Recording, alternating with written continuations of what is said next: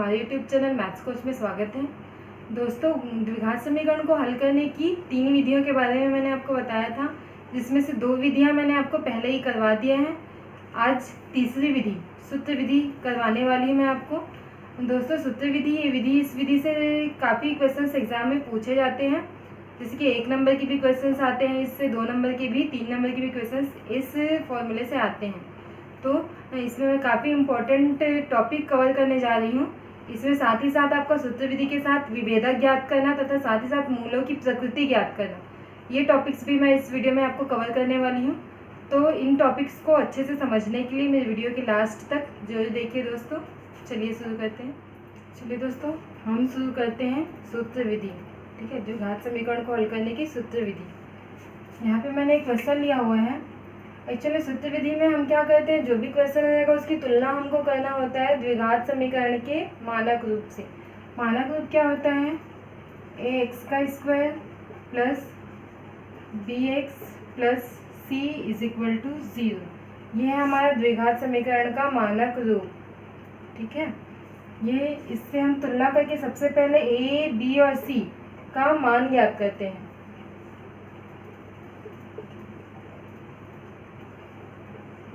अगर हम तुलना करते हैं, यहाँ इस समीकरण का इससे तुलना करें, x² के साथ किसका गुणा हो रहा है? 9 का, मतलब a की वैल्यू कितनी मिल गई हमको? 9। x के साथ किसका गुणा हो रहा है? 7 का, मतलब b की वैल्यू हमको मिल गई 7। और कांस्टेंट पद हमारा क्या है यहाँ पे? 2। लेकिन ये ध्यान दो, यहाँ पे धन का चिन्ह, वहाँ पे क्या है? ऋण का चिन्ह है, इसलिए c की वैल्यू हमको क्या मिली? ऋण 2। ठीक है, सबसे पहले हमको तुलना करके a, b और c का मान ज्ञात कर लेना होता है। एक्चुअल में होता क्या दोस्तों, x² plus bx plus c is equal to 0। इसको हमने हल करने की पूर्ण वर्ग विधि देखी है।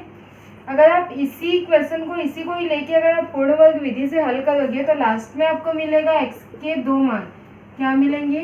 ऋण b धन, ये प्लस माइनस हो जाता है, प्लस माइनस के पहले क्या होता है? ऋण b धन ऋण करनी b का वर्ग ऋण 4ac बटे 2a। जब पूर्ण वर्ग विधि शायद थोड़ी डिफिकल्ट लगी होगी जो भी, तो उन्होंने क्या किया कि इसकी मानक रूप को पूर्ण वर्ग विधि से हल करके डायरेक्ट x का ये मान निकाल लिया। x के 2 मान यहाँ पे मिल गया, यहाँ पे प्लस माइनस है, एक बार प्लस लोगे तो एक मान निकल जाएगा, एक बार माइनस लोगे तो। ठीक है, तो हम इसकी पूर्ण वर्ग विधि की पूरे मेथड को फॉलो ना करके हम डायरेक्ट इसका फॉर्मूला यूज कर लेते हैं, इसलिए इस विधि को सूत्र विधि बोल दिया जाता है। ठीक है, तो सबसे पहले हमने तुलना कर लिया, इससे a, b और c का मान निकाल लिया। अब हम क्या करेंगे, मान ज्ञात करने के लिए डायरेक्ट a, b और c की वैल्यू को इस फॉर्मूले में पुट कर दिया जाता है और हल करके उसका x का मान निकाला जाता है। ठीक है, मतलब पूर्ण वर्ग विधि को ही उसने डायरेक्ट फॉर्मूले के रूप में कन्वर्ट कर दिया है। तो अब हम यहाँ पे मान रखते हैं, x इज इक्वल टू, हमारा फॉर्मूला क्या है? धन ऋण करनी b का स्क्वायर ऋण 4ac बटे 2। अब इस फॉर्मूले में आप a, b और c की वैल्यू रखकर हल कीजिए, बस आपको और कुछ नहीं करना है। ठीक है, तो ऋण b मतलब ऋण b की जगह क्या है? 7 धन ऋण b का वर्ग मतलब 7 का वर्ग ऋण 4 का 4। a का मान कितना है? 9। c का मान कितना है? ऋण 2। यहाँ पे चिन्ह का खास ध्यान रखना पड़ेगा जब आप तुलना करते हैं तो, क्योंकि अगर आपका नेगेटिव चिन्ह कहीं पे छूट गया तो आपका पूरा वैल्यू चेंज हो जाएगा। बटे में क्या है? 2। a का मान क्या है? 9। इसको हल कर लीजिए। ऋण 7 धन ऋण 7 का वर्ग कितना हो गया? 49। ऋण, इसको ऋण और ऋण का गुणा हो जाएगा धन, इसको आप गुणा करोगे तो कितना हो जाएगा? 72 72। ठीक है, बटे में आपका कितना हो गया? 18 इज इक्वल टू, देखो अगर आप यहाँ पे अगर आपका ऋण छूट जाता तो ये आपका क्या हो जाता? नेगेटिव आ जाता, फिर घटता तो अंदर का पूरा वैल्यू नेगेटिव आ जाता, तो बहुत सारा उसमें चेंज हो जाता। फिर -7 प्लस माइनस ऐड कर लो, ये कितना हो जाएगा आपका? 121 बटे 18।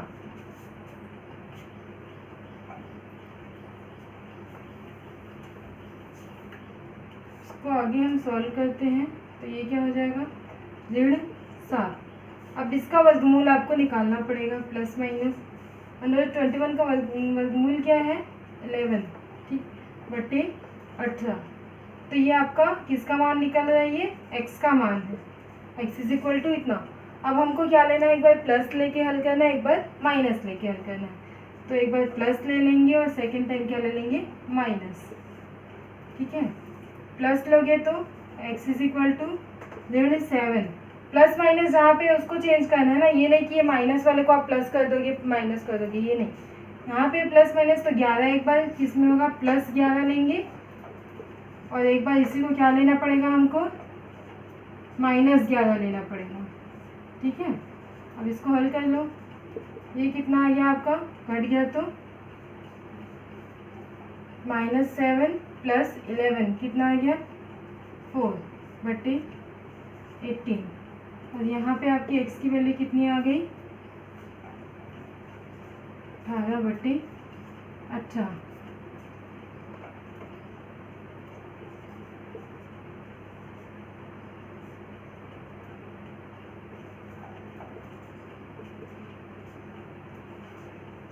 इस प्रकार आपको x के 2 मान प्राप्त हो गए। दोस्तों अभी जो आपने सूत्र विधि से क्वेश्चन बना के हमने देखा है, ठीक है। सूत्र विधि के बेस पे हमको 3 टाइप से क्वेश्चन पूछ सकता है, ठीक। पहला टाइप जो आपने अभी बनाया कि आपको एक वर्ग समीकरण दे दिया जाएगा और उसका मान ज्ञात कीजिए, फिर उसको हल कीजिए सूत्र विधि की सहायता से, पहला टाइप का हो गया। सेकेंड टाइप में वो आपको पूछ सकता है कि वर्ग समीकरण का विभेदक ज्ञात कीजिए, विभेदक या विविक्त कर, ठीक है, ये पूछ सकता है। और थर्ड टाइप में आपको पूछ सकता है, आपको एक वर्ग समीकरण दे दिया जाएगा और बोलेगा कि इस वर्ग समीकरण का मूलों की प्रकृति, वर्ग समीकरण के मूलों की प्रकृति ज्ञात कीजिए, फिर बताइए। फर्स्ट टाइप का क्वेश्चन आपने कर लिया, अभी एक वर्ग समीकरण को लेकर के आपने सूत्र विधि की सहायता से उसका हल ज्ञात कर लिया। सेकेंड टाइप विभेदक, विभेदक एक्चुअल में है कि आपने जो वर्ग समीकरण फॉर्मूले में जो पढ़ा था, क्या था, ऋण बी धन ऋण करणी बी का वर्ग ऋण 4ac बटे 2a, सूत्र विधि का ये सूत्र पढ़ा था आपने। इसमें एक्चुअल में जो आप ये करनी के अंदर का जो पोर्शन है क्या है, b² - 4ac, यही आपका विभेदक कहलाता है, ठीक। विभेदक को कैपिटल D से डिनोट कर दिया जाता है, डिस्क्रिमिनेंट इसको इंग्लिश में बोलते हैं इसलिए इसका कैपिटल D यूज कर लिया जाता है। D = b² - 4ac, बस ये आपका विभेदक का सिर्फ इतना ही फॉर्मूला है, ठीक। अगर आपको कोई वर्ग समीकरण दे करके उसका विभेदक पूछेगा तो आपको क्या करना है, मानक समीकरण ax² + bx + c से उसकी तुलना करके a, b और c का मान ज्ञात करना है और इस फॉर्मूले में रख देना है, बस आपका विभेदक निकल जाएगा, ठीक है दोस्तों। ये आपका सेकेंड टाइप का हो गया। थर्ड टाइप में आपको पूछेगा कि वर्ग समीकरण के मूलों की प्रकृति ज्ञात कीजिए, मूलों की प्रकृति ज्ञात करने को आपको पूछेगा। मूलों की प्रकृति ज्ञात करने के लिए क्या करना होगा, हमको विभेदक निकालना पड़ेगा सबसे पहले। जो भी क्वेश्चन हमको दिया जाएगा, जो भी वर्ग समीकरण हमको दिया जाएगा, उसका हम सबसे पहले निकालेंगे विभेदक। अब इसमें रख करके आप डी की वैल्यू निकालोगे, डी की वैल्यू जो भी आप सॉल्व करोगे तो डी के 3 टाइप से मान आ सकते हैं, ठीक है ना। हो सकता है कोई नेगेटिव वैल्यू आ जाए, हो सकता है डी की वैल्यू विभेदक का मान 0 आ जाए, हो सकता है कोई पॉजिटिव वैल्यू आ जाए। नेगेटिव मतलब 0 से छोटी होती है ना, मतलब डी का 3 केस हो सकते हैं। हो सकता है डी 0 से छोटा <0 आ जाए, 0 से छोटा है मतलब नेगेटिव है, 0 से छोटा उधर ही होता है ना। हो सकता है 0 के बराबर आ जाए विभेदक का मान, या फिर हो सकता है 0 से बड़ा, 0 से बड़ा मतलब 1 2 3 4 पॉजिटिव संख्या आ जाए, ठीक। तब उस तीनों केस पे मूलों की प्रकृति क्या होगी, ठीक। अगर <0 आता है, नेगेटिव आता है, तो उसके मूल कैसे होंगे, काल्पनिक होंगे और असमान होंगे। जैसे कि आप देख लीजिए, उसका फॉर्मूला क्या था, b² - √4ac, ये हमारा विभेदक था d, यही है ना। अब ये बोला d का मान क्या हो जाए, नेगेटिव आ जाए। मान लो कोई नेगेटिव संख्या यहाँ पे लिख देते, -7 अपॉन ये नीचे आपका था 2a। डी यहाँ था, डी की जगह वो नेगेटिव बोला, इसलिए मैंने यहाँ पे नेगेटिव संख्या एक ले लिया आपको बताने के लिए। ठीक, ये प्लस माइनस सॉरी ऋण बी धन ऋण करनी, इसकी जगह डी की जगह मैंने कौन सा फॉर्मूला ले लिया है, ऋण 7 नेगेटिव वैल्यू ले लिया बटे 2। ये आपका फॉर्मूला था सूत्र विधि वाला, था ना। तो इस बेस पे अगर देखो ये एक्चुअल में ऐसा अगर आ गया है, उसकी वैल्यू नेगेटिव आ गई है, तो क्या आप इस नेगेटिव वैल्यू का वर्गमूल फाइंड आउट कर सकते हो? क्या वर्गमूल ज्ञात कर सकते हो? किसी भी ऋणात्मक संख्या का वर्गमूल नहीं ज्ञात किया जाता है। अगर इसका वर्गमूल ज्ञात किया जाता है तो हमको इस नेगेटिव संख्या जो ऋण होता है उसको हमको एक काल्पनिक संख्या, हम मान लेते हैं कि ये ऋण 1 किसके बराबर है, आयोटा के बराबर है, आयोटा का वर्ग के बराबर है। हम ये एक कल्पना कर लेते हैं कि ये जो ऋण 1 है वो एक्चुअल में आयोटा का स्क्वायर के बराबर है। आप जब आगे कभी भी सम्मिश्र संख्या पढ़ेंगे तो आपको ये काल्पनिक पक्ष और वास्तविक पक्ष स्पष्ट रूप से क्लियर हो जाएगा। ठीक है, तो हमको कल्पना करना पड़ता है इस ऋणात्मक का वर्गमूल निकालने के लिए कि ये जो ऋण 1 होगा या फिर ऋण 1 होगा वो क्या आयोटा स्क्वायर के बराबर होगा। तो हमको इसको ये जो ऋण 7 लिखा हुआ है उसको हमको मानना पड़ता है 7 आयोटा का वर्ग। काल्पनिक है, हम सिर्फ ये कल्पना करते हैं, मानते हैं, ये वास्तव रूप में होता नहीं है। ठीक है, इसीलिए हम बोलते हैं कि इसके जो मूल जो निकलेंगे, x के 2 मान होते हैं ना, x के जो 2 मान निकलेंगे वो क्या होंगे, काल्पनिक होगा और असमान, क्योंकि एक बार प्लस रहेगा, प्लस लेके ये √-7 2a रहेगा और एक बार माइनस लेके ये √7/2a रहेगा। तो समान है क्या? नहीं है ना समान, एक बार प्लस है एक बार माइनस है, तो असमान हो गए। और काल्पनिक क्यों बोले, क्योंकि यहाँ पे नेगेटिव है, नेगेटिव वैल्यू का रूट नहीं निकल सकता कोई भी, इसलिए हम कल्पना करते हैं उसको आयोटा का स्क्वायर मानते हैं, एक काल्पनिक संख्या मानते हैं उसको, फिर उसका वर्गमूल निकालते हैं। ठीक है, इसलिए इसको काल्पनिक और असमान बोले जाते हैं।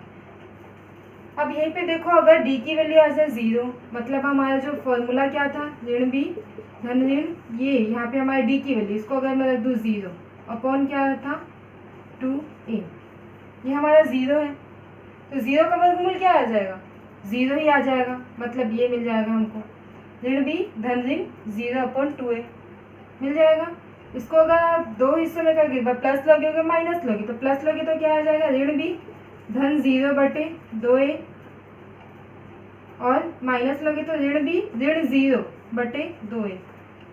धन 0 ऋण 0 को क्यों वैल्यू हुई क्या, नहीं, मतलब ये क्या आ गया ऋण b/2a, ये क्या आ गया आपका ऋण b/2a, दोनों समान है तो इसलिए समान।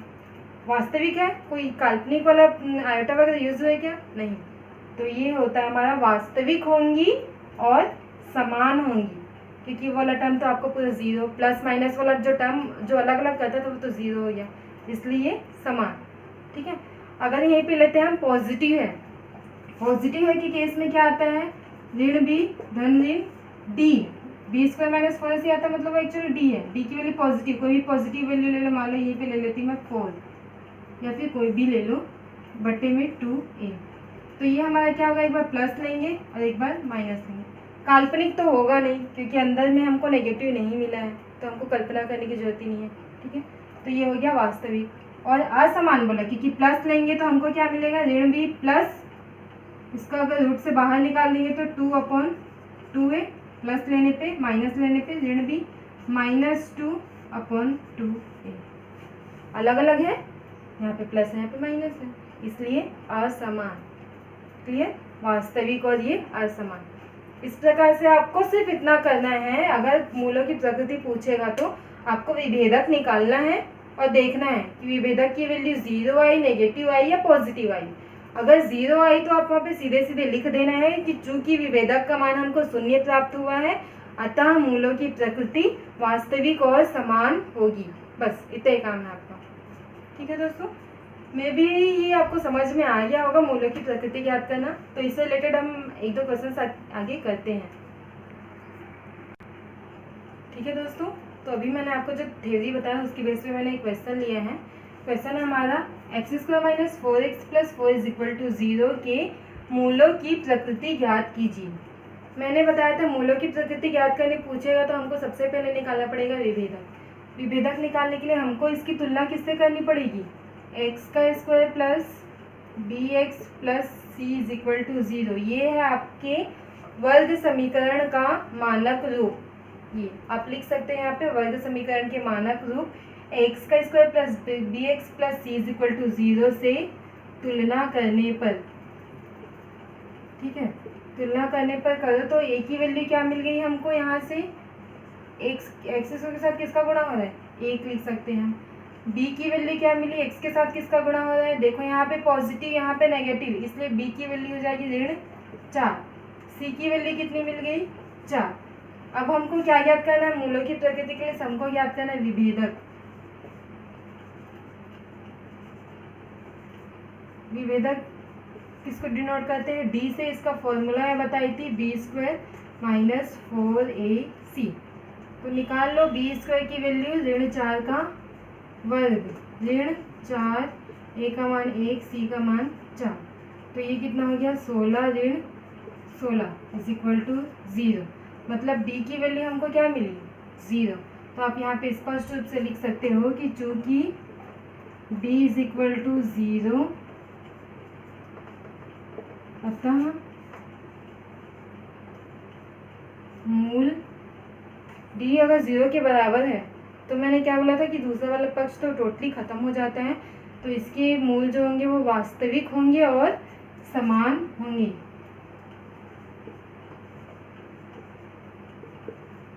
मूल आपका वास्तविक और